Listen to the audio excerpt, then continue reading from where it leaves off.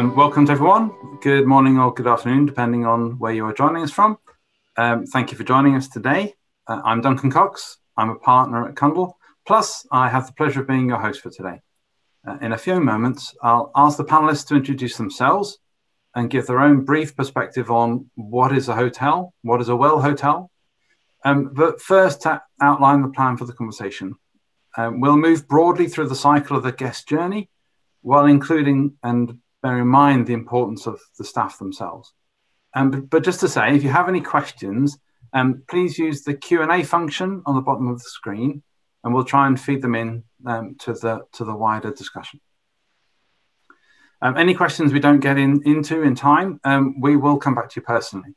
The webinar will be recorded and will be on YouTube for anyone who wants to watch it again, or colleagues if they've missed the session. So, Adela, can I ask you to introduce yourself and give your perspective on the Well Hotel? Absolutely. Good morning, Duncan. Good morning, everybody.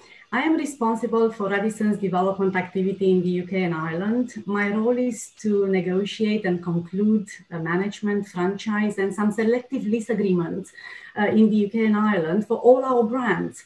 We have a handful of brands, mainly in the upscale and upper upscale segments. However, in response to the current climate, we introduced Radisson Individuals, which is an affiliation brand, a soft brand meant for independent hotels, hotels which may find it difficult to trade in the current environment without the distribution channels, without the visibility of an international hotel chain. This is a brand which is very attractive at the moment because we do short-term contracts, 3-5-year franchise agreements, very competitive terms, and also no PIP, no property improvement plan. So you can just come in the way you are. You just have to have good satisfaction scores online, good reviews, about 80%. The topic of today, Well Hotel, is complex. To me, the topic represents satisfying our stakeholders. And our stakeholders are the three types. The main one is the guest. We can't operate without the guest. We need to ensure we provide memorable experience for the guest. We provide a comfortable, and in today's environment, a safe stay. The staff. Our staff has been paramount. For the last few months, we are looking at making sure they are safe, they have an environment where they've got the equipment, they can operate, and they can also provide the same for our customer. And also for me, in business development, the owner of the hotel investor is key, because we wouldn't be doing management and franchise agreement unless we had somebody who can build these assets. We have to make sure we put ourselves in their shoes, and we have to make sure that we distribute and we deliver a project that's fundable, a project that's successful, and the investors are producing their return on investment, so they make a lot of money and they come back for more hotels with us. Good morning. My name's Alan Fogarty. I'm a partner in Cundall. I specialise in sustainability. I lead a team, and in terms of sustainability, it's all in relation to engineering in particular. So it's in relation to designing buildings, and also we work at a corporate level, helping organisations to set out sustainability strategies. We're very focused on building performance, and performance as defined in terms of energy performance, as well as delivering comfortable and healthy environments for people to occupy those buildings. In relation to hotels, what is a well hotel? Well, from my perspective, it's a building that is going to provide a good environment for people from a physical and mental perspective. So physical is about comfort, it's about health, about infection control, which is very popular, typical nowadays. But the other aspect is making them feel comfortable in terms of daylighting, the appearance, the decor of spaces, etc. But a key aspect in relation to buildings is how they perform from a carbon emissions view, because people are demanding that their workplaces, the place that they occupy, are low carbon, and it's seen as a priority or a crisis. So for me, there's a kind of a trade-off that needs to be looked at in relation to how much energy do you actually need to provide a space that's comfortable and healthy for a person to occupy. Thank you. Hi, good morning all, pleased to meet you all. My name is Amrit Naru. I lead the hospitality and leisure sector at ADP Architects. We are a sector that really we're sort of doing work both nationally and internationally. So we're getting quite a lot of perspective from hotel development across the world, really. I think the future of hospitality is something which is quite exciting. I think things will be changing, and I think from our point of view, and from what is important in terms of the Well Hotel. From our point of view, and as a designer and as an architect, is that the space and the hotel gives delight and joy for all its occupants, and really that covers so many things on how you approach it, how you exist in that space, and that not only is for the guest but also for the occupants and also for the owners of that. So that's key for us, I think. Good morning, everybody. I'm Olivia Chaplin with Christie & Co, which, if you don't know, is specialised in operating business property, providing brokerage, valuation and advisory services across 8 sectors, including hotels, pubs, restaurants, care, childcare and plenty more. We have 15 offices in the UK and 13 across Europe providing those same services.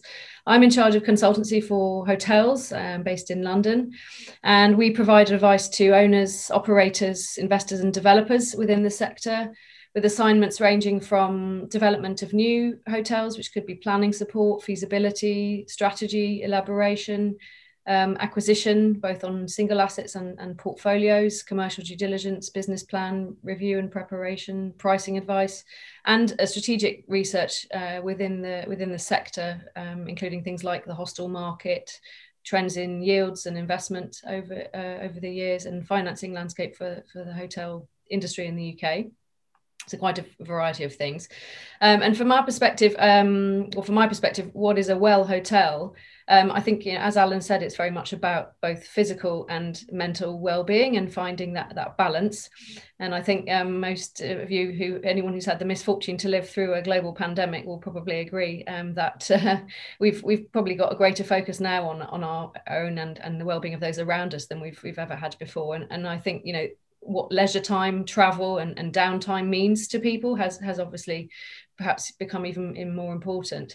And in the future, I think for the hotel industry, there will be more focus on the mental well-being aspect. And that includes things like the activities and experiences that are there in the hotel, not just the physical product, that are there to facilitate human connections, and really disconnect from our daily lives, feel rejuvenated after a visit. And coming back to the fundamentals, I think, of what make us human and what we've missed some of the time, which is to reconnect with nature, with ourselves and with those around us, to make life more fulfilling. And in a hotel context, we tend to think of that quite a lot from a guest perspective, but I think that it is really important to know that hotels being such important workplaces as well, that employee well-being is probably an area where there's a great deal of opportunity to do more. Thank you all. So let's jump into the conversation and start at the first point, which is of the guest journey, perhaps, is why choose a hotel at all in the first place? Olivia, other than the location, what would you say are the primary reasons why a guest will choose a hotel at all in 2021, 22, do you think? Yeah, well, I think it depends, first of all, on the purpose for travel and whether that's business or leisure, I think is one of the key factors. I think we're actually seeing some quite interesting trends in the leisure in particular, where the focus is enhancing the experiences that you have while you're there. I think more so in leisure than potentially in business travel. We're looking at the hotel being the destination itself rather than just somewhere to sleep in order to visit. Whatever location you're in. And I think there have been some great concepts, and I'll give you a few examples of things recently that I think are, providing definitely a wellness experience. They may agree or not agree that that's what they're doing themselves. They don't have to be spa hotels, but I think really what it's about is your branding, your positioning being extremely clear to your guests about what you're offering. One that's just opened this autumn is Birch, which is just north of London. I mean, they obviously have a focus on activities and experiences which facilitate interaction. So I mean, it might be things like pottery classes, art classes, going with the local farmer to discover nature and collect the eggs from the hens, things you wouldn't normally do. And I think what's quite interesting there is that it's accessible. It's not something that's extremely expensive luxury hotel, but and it's affordable, let's say, and within reach of London. So that's one example I think that's quite interesting in a wellness context. That's very much more about the social interaction and connections rather than spas, let's say. Another one called the Bike and Boot, which is in Scarborough in the north of England, and I think that will do quite well as well. Again, positioning very specific because it's for people with muddy boots and muddy dogs. They have rooms where you can wash off all your kit, and that again is about those who are looking for nature as their sort of wellness part of their travel, hikers and bikers and whatnot. So again, quite clear positioning on this is what we're able to provide to you as a service and as a physical product. And then there's one in London, Paddington, called Inhabit, which I think you can book the scent of your room when you book your stay, which then is about mood, basically. So again, that's sort of physical, but also mental health. And I saw actually just last night, I was looking to see, what does wellness mean to different people? And the latest post was from Code Pod Hostels, where they're looking at the lighting within their cubicles and how that also impacts mood. So I think it's many different things to many different people, but there's lots of different things that I think have wellness at their heart, in what people are creating. That might not be what people traditionally think of as wellness in selecting a hotel. Thanks, Olivia. Adela, you mentioned about the sort of your new brand and maybe some of those hotels that Olivia has mentioned may well fit in that. But do you see the sort of some brands out there haven't necessarily moved and responded to the change in the market? Do you actually think some brands may actually may lose their way and be lost altogether? Well, I believe there are so many brands out there. It's a little confusing, not just for the customer, but just for ourselves as well. I mean, I don't know all of them, and I should. I'm from this industry. I've been in this industry for 20 years now. We don't have so many brands ourselves. We have one in each segment. So we have luxury. We've got upper upscale Radisson Blue, which is the largest upper upscale brand in Europe. We have lifestyle, Radisson, mid-scale, and now the new affiliation Soft brand. So we keep it simple, straight to the point. We also have service apartments, but we associate them with the respective brand, Radisson Blue Service Apartments. So from that perspective, I think we should be fine because we kept them in their segment, and every brand is very well defined and it does what it says it does. Why people go to hotels? The question, they go to hotels because they want to travel. People love to explore destinations. People want to visit family and friends. People want to take a holiday. I think what this crisis has taught us is really appreciating, first of all, being healthy. Secondly, spending time with the family. You can see family. People have not seen their families in 18 months now. Enjoying a holiday. I mean, we're all looking forward to having a holiday. I mean, I haven't had one also in over a year, and I will be going on holiday as soon as I can.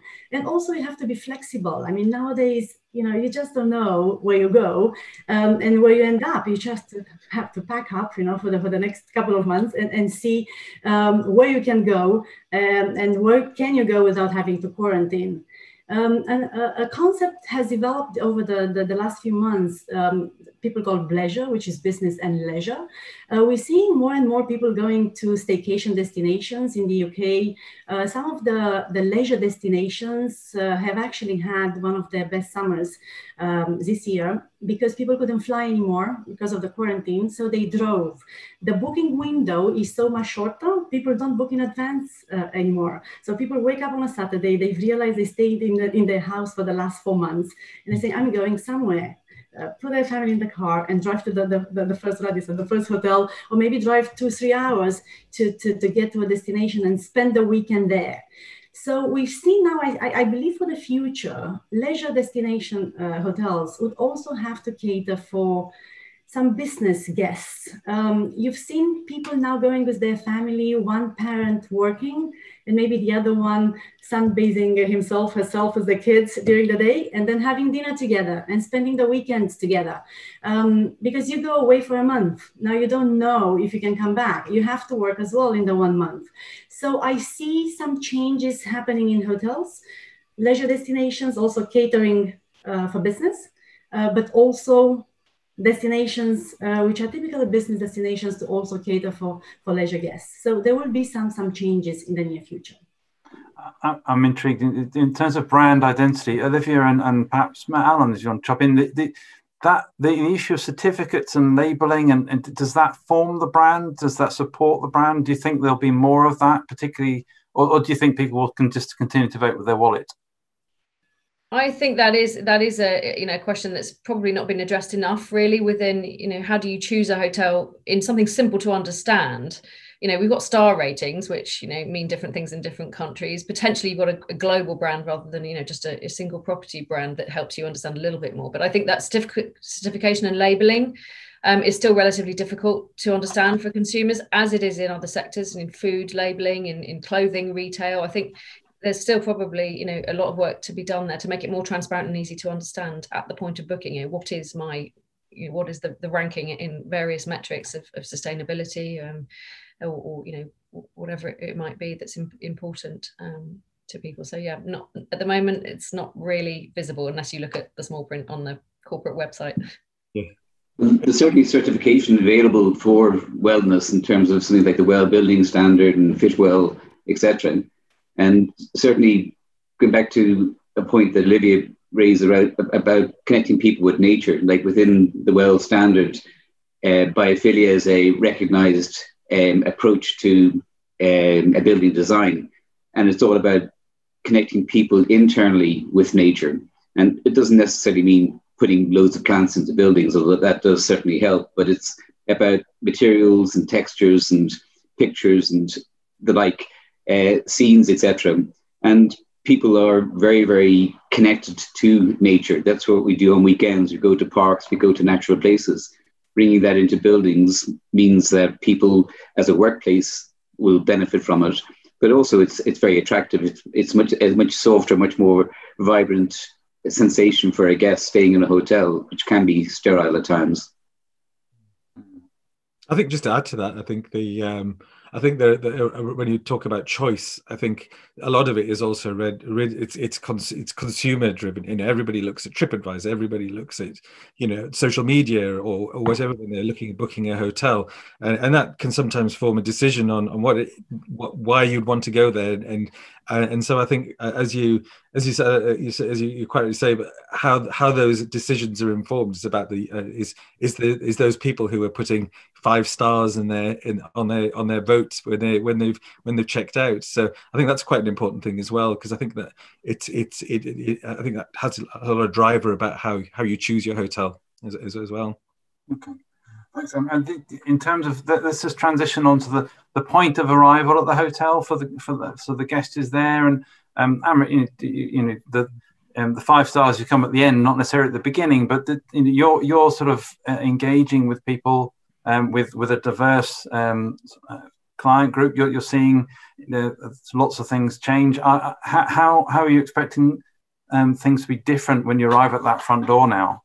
Yeah, that's very much. And from a design and from what we do as architects and designers, we're very much thinking about how that guest, how that occupant, how the user would be interacting with that space, with that building. And I think it's been interesting to hear about sort of what from Adela and Olivia on their thoughts about how the guests choose their particular location and why they do that. But I think that there's an underlying thing. If you just sort of step back from it a little bit, I think we've all got sort of a set of pre-programmed expectations and they're unique to us. And I think we are when we go to a hotel, we expect those expectations, if they're met, we feel more at ease. If we feel more at ease, we're happier, and that all brings together the whole, a strand of wellness, as well as the sort of keeping the mind, body, and spirit. But when expectations are met, you feel more comfortable in yourself, and you feel more comfortable in the environment that you're in. And I think that's sort of quite important. So I think just sort of when we're talking about this sort of arriving at the front door, you have a whole load of these expectations, and those expectations now, I think, as Adela and Olivia mentioned, they've changed, they've shifted, and I think as architects, we sort of help, we help our clients, we help the brands, we help them to help change that as we're seeing it, and with a decade of looking at hotels, we've seen this change happen. And I'm thinking more around, you've got sort of the informed guests now. They've got a clear understanding of what they want when they visit a hotel, and this need for sort of independence and control about making the decisions about what they want when they're there. And then moving on to that, I think as Alan alluded to, there's been changes to the way the guests can look after themselves and focus on cleanliness. So even before you've arrived at the front door, there's a whole load of things that are in your head which need to be met as you join. So for me, really, the whole sort of the front door is just a part of that journey of the guest arrival, and I think that changes. And I think probably as we'll see sort of the arrival, you've got ease of access. How are you going to get to the hotel? How are you going to get to the site? And on arrival, can you plug your car in? Where do you park your car? And we see now that there's quite a number of hotels that promote and encourage sustainable travel to and from their premises. So I think that's quite a sort of an interesting part, because then obviously from there there's the approach, and as Alan was mentioning, this whole enhancement of the spaces as you approach the hotel, and it could be large or small, and it's about engagement with the surroundings. You've got sort of seeing examples of the use of biophilia, the landscaping. It could be a small area, it could be a large area, the use of natural materials, and even scents as you're walking into, flowers, and materials as you're walking into the hotel. So that sets the scene. Adela, can I draw your thoughts on Amrit's? Definitely, sense of arrival is paramount. Has been a lot of emphasis lately in the last few years, especially in lifestyle hotels, as to what do you put in the lobby. What's in the lobby? It's a social space nowadays. It's not just a place where you have breakfast or you're waiting for your business partner. So it's key when you arrive. That's really the first encounter with that property. Is the first place you see when you arrive, and is the last place you see when you depart. So it's very likely that the public spaces, the lobby, will be one of your memories of that place.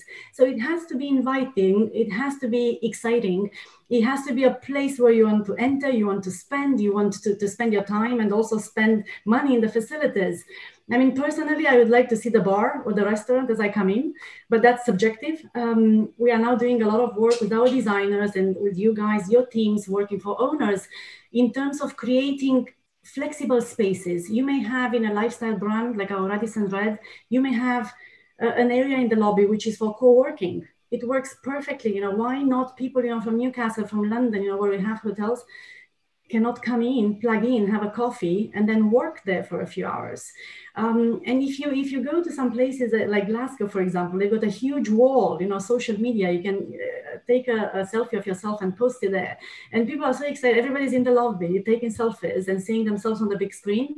So you really have to spend some time in designing these places which are there. They're there for guests to use. And also not just for the guests staying in the hotel. Everywhere we have hotels, we try to involve the local community. We like the people of, Newcastle, Sheffield, Edinburgh and Glasgow to come and enjoy our hotels, not just work there, provide jobs, but also come and spend and, have a birthday party, have a Christmas party when we are allowed. So focus and emphasis on design is now key, not just for lifestyle products, but we're looking at doing that in Radisson Blue, just creating flexible spaces. If I have a meeting space, open it up, do flexible partitioning, flexible walls. If you have a cocktail party in the evening, open up the space. If you have a board meeting or an interview, you have smaller boardrooms during the day. So it's really how you design the space. Every square foot has to produce something. Otherwise, you don't have it. It's interesting. That flexibility is key. And obviously, I think you sort of mentioned selfies and the whole issue of technology itself, which we haven't really touched on yet. And can we just we'll move on through the lobby, as it were, and maybe look at the rooms for a minute? And Amrit, do you see the rooms being fully controlled? And is that the future? The whole thing is controlled from the guest phone? I think there is an element to that. I think as I think I've said before, you've got the hotel bedroom, and we said it before, is and the hotel is different things for different people. It's a pillow for a night, it's a meeting, it's a luxury stay or whatever. But I think from that point of view, control and it's providing the best night's sleep. And that control could be through personal things. How the lighting is in the room. How you could arrange with the circadian rhythms, the temperature of the room. And going from there, I think it allows an individual to have more control. But then there's also other design elements that we can bring into that, which is that natural light. And as Alan was saying, connection with nature and fresh air, and that feeling of refuge. And going on to Adela's point, I think still in the bedroom we need flexibility as well. The bedroom is now, it's not only a sleeping space, but it's now becoming a workspace. It's now becoming a bit more flexible in what it needs to do for clients. And I think I'd sort of been reading about how these sort of requirements and likes are being sort of tracked and being sort of stored on an app, so that it's for those loyal clients who come back to a certain hotel, their lighting is sort of set up for them, their heating is arranged, set up for them, the way in which they prefer their room, etc. It's already sort of there, so that they don't have to think about that when they arrive the next time. And each time they learn about the guest in more and more detail, and provide them with something that they're so much more comfortable with. And Alan, do you think anything to throw in there? Well, yeah, I would go back to the arrival and linking through to get into the room. I can see it all being remote check-in, check-out, so you don't even have to go through a lobby even. You can just go straight to your room. You could have it that your phone is controlling access to the room itself, so you don't need to mess around with keys. You're reducing the amount of exchange of cards or whatever else, so that, again, if you take a kind of COVID risk of infection, the less contact you have, the better. Within the room itself, if your phone is controlling, for example, lights, it's controlling the TV set. That's a remote control that you don't need to touch. It can provide you a lot of information too, in terms of air quality, PM 10, 2.5 CO2. We monitor all these things in schools. There's absolutely no reason why you can't do it in hotel rooms just as easily. And that will demonstrate to a client the quality of the air within the space itself, which I think people are very keen to know about at this moment in time. And other aspects would include understanding the energy consumption of a space. I think people can be very wasteful in hotels, so there's an opportunity there to visualize the energy consumption that people are actually making, and any kind of methodology that's been introduced to the room that saves energy could be highlighted on their phone itself. So, for example, showers, hot water usage can be significantly wasteful in a hotel. You could recover most of the heat using shower water heat recovery type devices, and you could display that within the hotel itself, saying exactly how much energy has been recovered using these devices. And I think people are interested in this kind of thing. And then equally, natural ventilation is something that's very much in demand at the moment, on the basis that you get very large volumes of air, so that your air quality is much better within the space itself. But you don't want it conflicting with energy consumption. So you can have your air conditioning switched off. So you have alarms or notification telling people what's actually happening in the space so that they can actually behave themselves. And last thing would be, in terms of cleanliness, UV light is a way of dealing with bacteria. You could very easily introduce UV light into the bathroom areas, for example, of hotels, and that it becomes an automatic cleansing methodology between guest stays. So having all these kind of features built in means that people will have greater confidence that they're not going to be subjected to any infections within hotels. I think you're absolutely right. I think, Alan, I think from a design point of view, I think that idea about having a very cleanable room, and I think it is paramount. I think it's probably something that we're thinking about more, and also from an operator's perspective, having a room that is cleanable to that level, but with a very sort of to the turnaround efficiency, so you can very quickly turn the room around and get it back up and going again.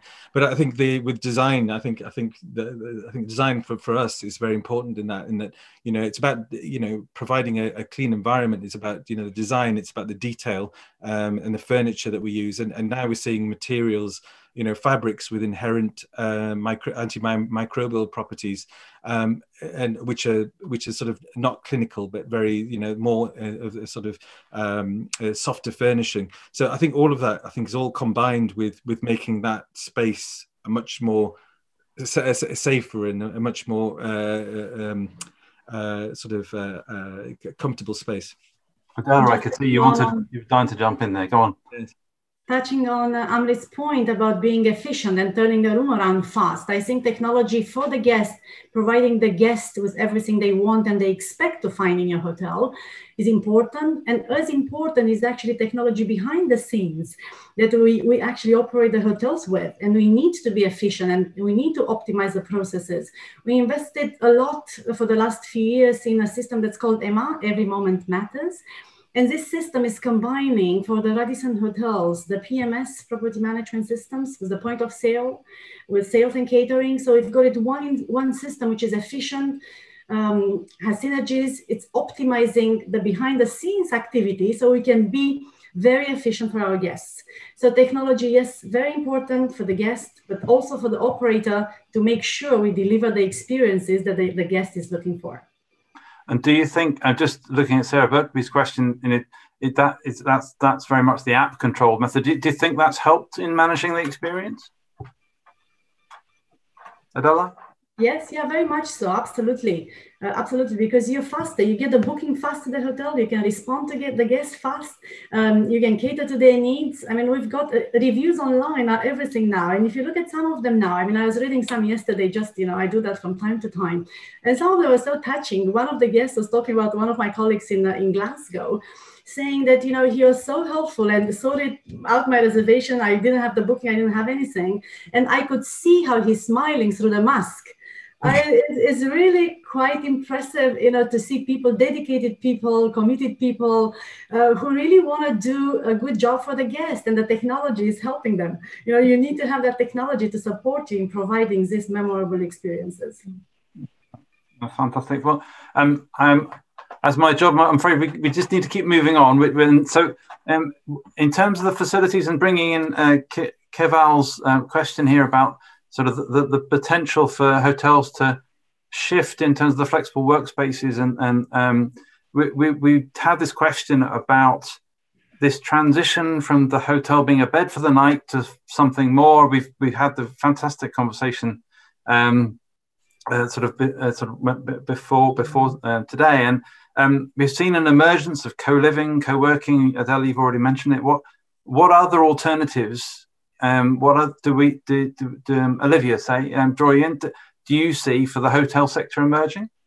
Well, I think, to answer that question perhaps first, thank you for posting that one. I think about the use of meeting spaces, and I think that there's much talk about how hotels can be more immersed in the community that they sit in, and I think no much more so than this year, where they really had to look beyond the international travelers or guests from coming from far, and look much closer to home about what there is you can do with your space and how you can generate revenues from the local community. And there's two things I think we can do that. One, which we're starting to see more, which I think is very interesting, which is the use of delivery kitchens out of hotels. So where they might not be making much money out of F&B for guests, because guests prefer to actually go out to eat at a restaurant. Often a lot of these hotels in city centres have thousands of people living very, very close by who are avid users of online ordering services. And those kitchens sometimes are located in further out of the city, but a lot of them need to be located close to where the people are ordering, so that the food arrives hot. And I think hotels that are currently have kitchens which are underexploited, potentially closed for much of the day or the night between meal times, I think there's a massive potential there. And I've seen a couple of concepts coming up. I think something called K-Box, which is specializing in that for hotel kitchens, the Lean Kitchen Network. I'm sure there are many others, but I think those sort of concepts, that's an interesting way to better exploit the space for hotels and provide something that's not just for guests. The other thing I think, which talks more directly to that point about conference and meeting space, is how that can be used as effectively sort of a social hub for the community and pop-up events. I've not seen it yet in a hotel done extremely well, but I do know of a space in London that does that, a place called Carousel, which is partly a restaurant that does pop-up.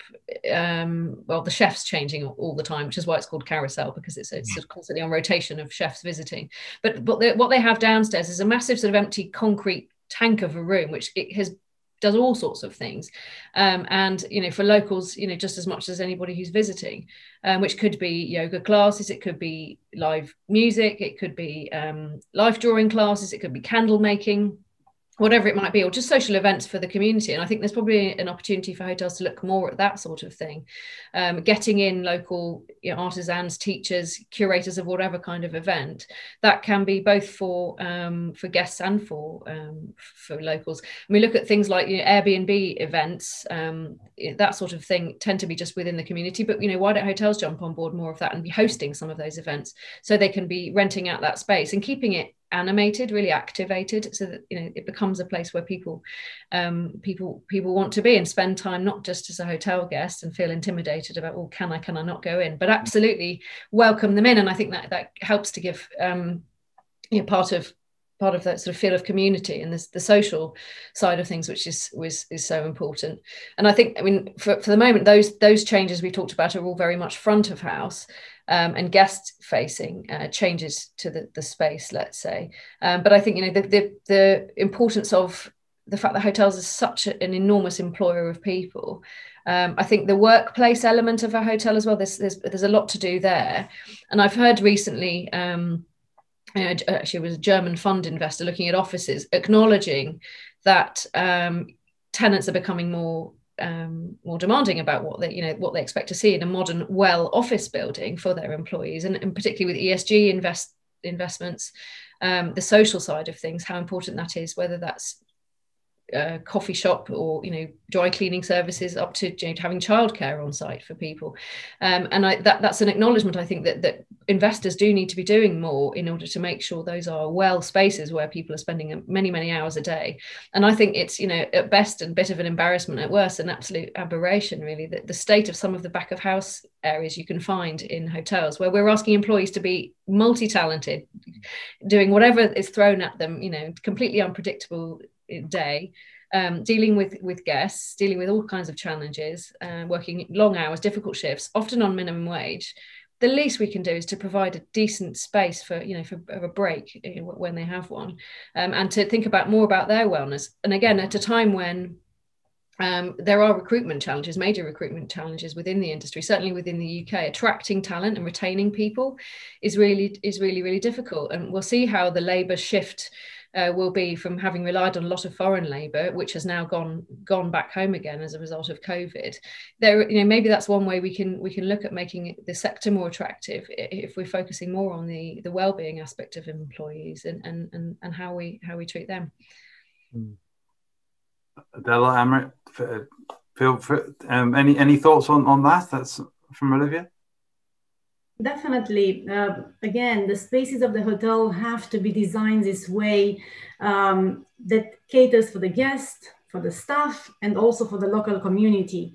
You need to create a space that is the pillar of the community and is also attractive to the guests. You can have co-working, you can have flexible spaces. We are even willing to lease out some of the spaces. I mean, usually we do management and franchise agreements, so the asset belongs to an investor. And from the beginning, I mean, my role is to enter these contracts. We have a conversation as to who's running some of these spaces. If there is too much space on the ground floor, quite often on the high street side, we have retail. You know, that's the prime location. You know, our guests can actually go around the corner and enter the reception, you know, on the back street if need be, you know. Or if we have too much space on the ground floor, just lease out the restaurant, either the main one or a second restaurant. So you have to be creative in this environment. You have to be creative with the spaces. And the spaces are not so strict anymore. You know, we're not just giving out the brand standards. Here's the manual, you know, go and implement it. I think those days are gone, at least for us. Everything we do at Radisson is tailored to the respective owner. Each owner is unique. You can't give them the same book.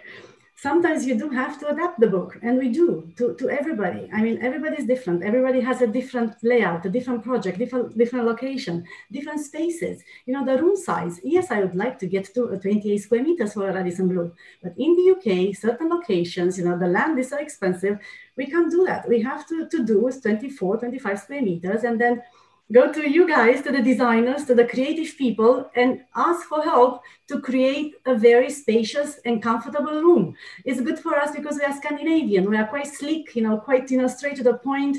We don't have a lot of clutter in the room, so that helps also. But I think we all have to reinvent ourselves and create tailored packages and tailored deals for each owner, for each location. And the key is that you create these spaces for the stakeholders, for the guest, for the staff, for the owner, for the local community. I think to reiterate that, I think it's very much so. I think you know, over the decades that I've seen, sort of worked on hotels and seen the change in hotels, that whole sense of community. I remember sort of when there was a change about sort of that front door and what was on the other side was the hotel and the other side was the rest of the city. I think that whole integration of the community and trying to bring in, there was an idea of sort of, you know, this hotel will be sit in the middle of its neighborhood and we'll sort of, but it was still very much about the hotel and its neighborhood.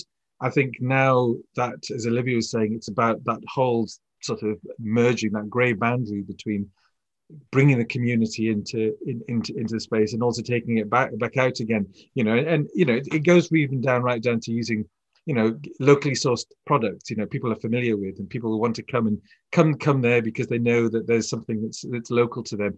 So I think there'll be it is very important in that and I think that the sort of that the way in which the hotels will be changing will be sort of very much, as Adela says, to the community and feel part of a community and there's a very strong part of a community. I was just going to draw in Alan, but I'm just looking at this Tim Wilden's question about the preference to stay in a more sustainable hotel. The perspective of what sustainability is, I'll leave it to you, Alan. But can I tag on then? What actually is there a place for a net zero carbon hotel? Well, there absolutely is, and we will get there because we don't have any choice. Legislation is going to push us down that route. And the challenge with net zero is to provide the same level of facilities without wasting energy. And it's about that wastage that's the real key.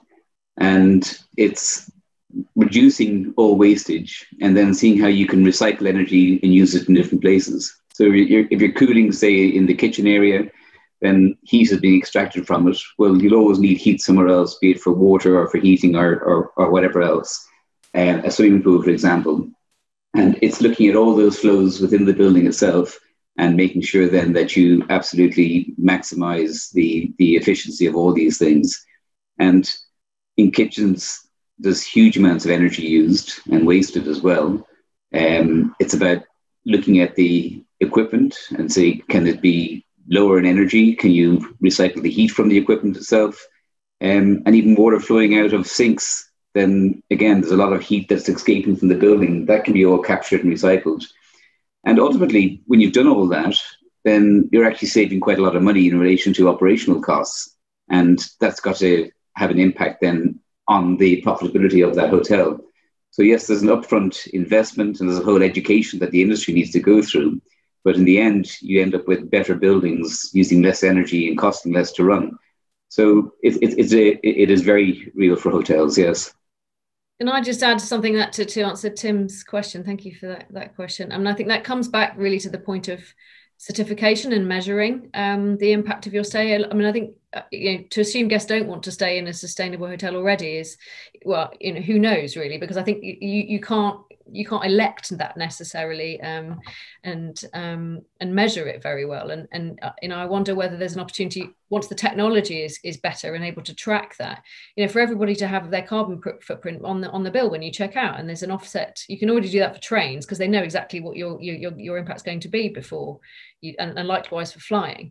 I think for hotels, obviously, the way you use energy and what you're actually doing within the hotel potentially does impact your impact as a guest. But I think it is very much, when will it be? Well, I think the answer is when it's measurable.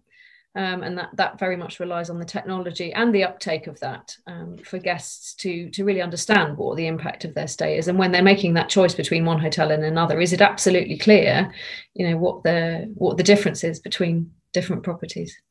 Well, I would say the technology is there now. So it is very possible to get all that information from the systems and make it very visible. So I think it's going to happen. Just needs the app developers. Our Radisson Blu in Frankfurt, I believe, is the first hotel in Europe that's generating its own energy via the fuel cell technology. They've got a big unit outside the hotel connected through pipes, and they generate their own energy, which is great. I mean, they're saving CO2 emissions to a minimum, the noise also, and 600 tons a year, which is the equivalent of 50,000 mid-sized cars taken off the road for 100 kilometers. So it's quite huge. I mean, I'm quite proud to invest in sustainability and social responsibility. I mean, these guys are the first, but I'm sure there will be many more to come. This is really a key point. And it's energy, but also embracing and engaging your guest in working with them to use the same towel for 2 days maybe. And if you tell them, if you don't reuse your towel in 2 nights, I'm giving to the charity every time you reuse your towel. Once I've done 500 towels, I'm providing safe water for life for a child. So things like that, which we all need to do to make sure we protect our environment. I'm aware that we're beginning to come and need to start drawing our conversation to the end.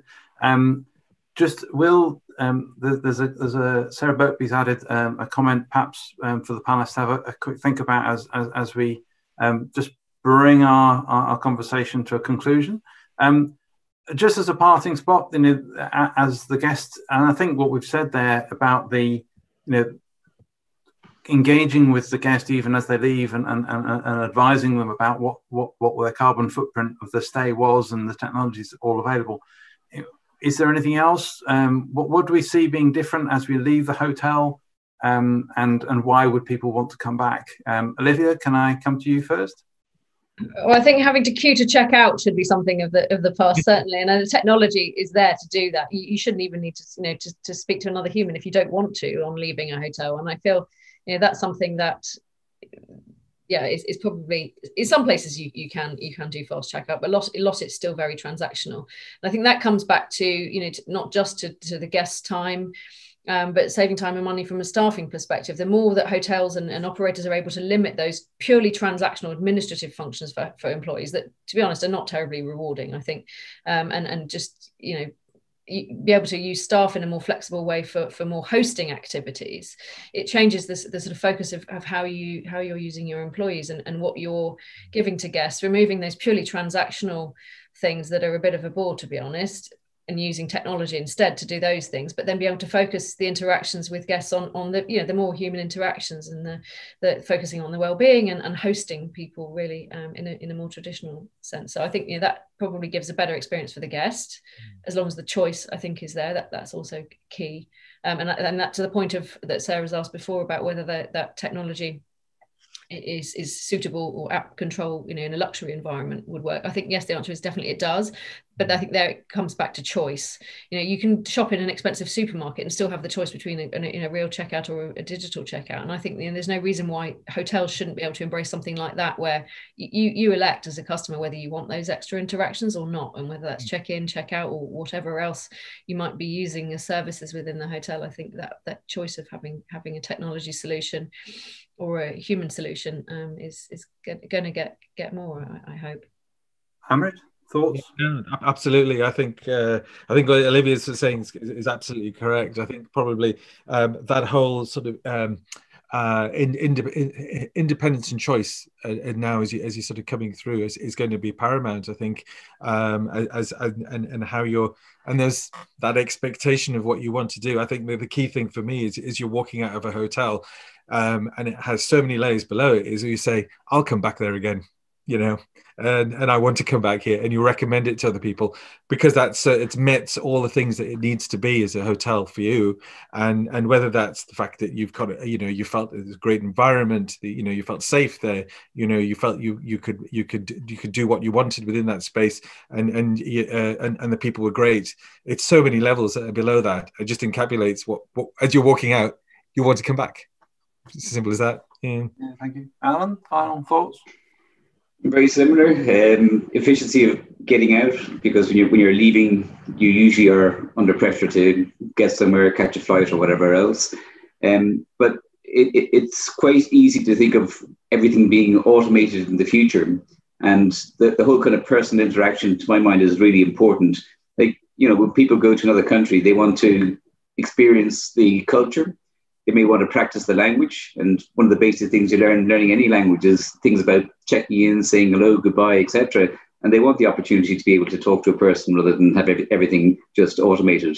So I think it's kind of well, it's choice, as people have been saying. Mm. And Adela, by no means least, but any final thoughts?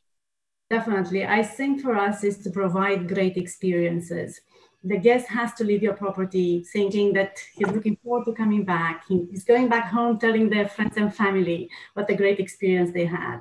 You have to make the stay comfortable. It has to be easy. It has to be fast or slow. It depends what they want. You go to a leisure destination, the guest wants to talk. The technology has to be there, but they want to chat. They're on holiday. If it's a business destination, in and out, express checkout now is actually the norm, especially in this environment where the touch points, you know, should be kept to a minimum.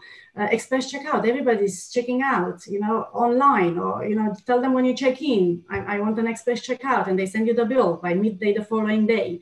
You also have to be able to adapt to various climates and this current environment, you know, cleanliness. You have to provide what the customer wants in that particular time. You have to be flexible. You need to think of all kinds of facilities to provide to these guests. Nowadays, they combine business and leisure trips because of the environment and the world we live in. So you need to provide facilities. Business facilities in leisure hotels, and also some leisure facilities in business hotels.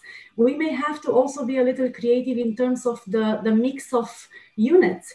Maybe we create some service department units for longer stay guests. I mean, I'm looking now at quite a few projects with hotel, but also say 20% service departments. You know, the guests are there with their families. They may want more space. They may want to cook, you know, like a quick breakfast there without having to go downstairs and meet receptionists and other people.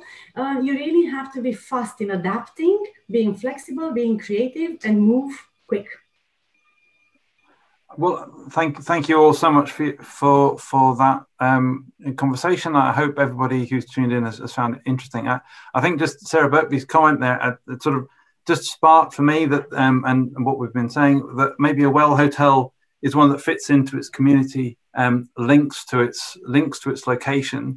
And I'm just reminded, we, Cundall One Planet One Planet company, and then the 10 One Planet principles, in the wider sense of sustainability includes that of community. So if you don't know about the One Planet principles, maybe have a Google, because it would be perhaps something to read and learn from. So it just, I just would like to conclude by thanking the panelists. Thank you, Amrit. Thank you, Olivia. Thank you, Alan. Thank you, Adela. And thank you to everybody for your time today. And I wish you a very positive and a very healthy rest of the week. Thank you. Thank you. Thanks very much, everyone. Thank you. Thank you. Bye-bye.